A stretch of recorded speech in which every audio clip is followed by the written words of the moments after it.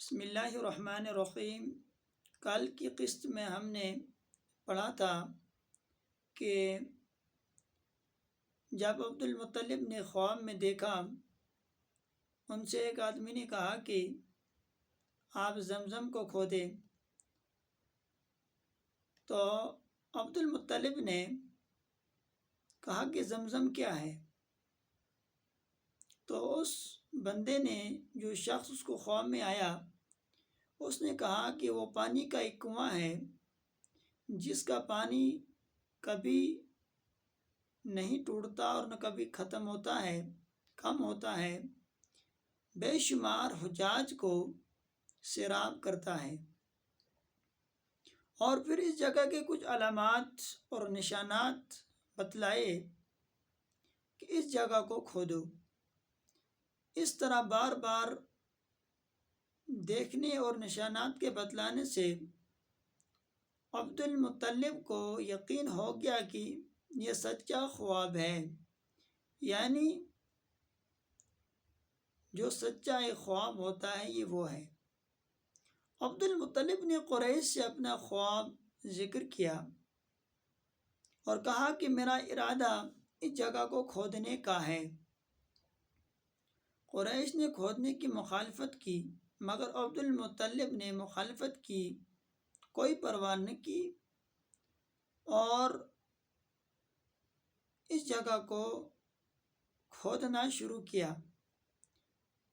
اور اپنے ایک بیٹے کو بھی ساتھ رکھا اور نشان کے مطابق کھودنا شروع کر دیا۔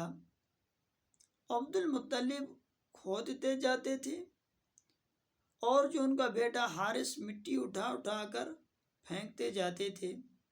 3 روز کے بعد ایک من ظاہر ہوئی۔ عبد المطلب نے خوشی سے اللہ اکبر کا نعرہ لگایا اور یہ کہا کہ یہی اسماعیل علیہ السلام کا کنواں ہے۔ اس کے بعد عبد المطلب نے چاہے زمزم کے قریب کچھ حوض تیار کرائے جن میں آب زمزم بھر کر حاجیوں کو پلاتے۔ چند حاسدوں نے یہ شرارت شروع کی کہ رات کو ان حوضوں کو خراب کر جاتے۔ جب صبح ہوتی تو عبد المطلب ان کو درست کرتے۔ گھبرا کر اس بارے میں اللہ سے دعا مانگی۔ اس وقت ان کو خواب میں یہ بتلایا گیا کہ تم یہ دعا مانگو: اے اللہ، میں اس زمزم سے لوگوں کو غسل کرنے کی اجازت نہیں دیتا، صرف پینے کی اجازت ہے۔ صبح اٹھتے ہی عبد المطلب نے اعلان کر دیا۔ اس کے بعد جس کسی نے حوض کے خراب کرنے کا ارادہ کیا وہ ضرور کسی بیماری میں مبتلا ہوا۔ جب بار بار اس قسم کے واقعات ظہور پذیر ہوئے تو حاسدوں نے عبد المطلب کے حوضوں سے خراب کرنا یا چھیڑنا چھوڑ دیا۔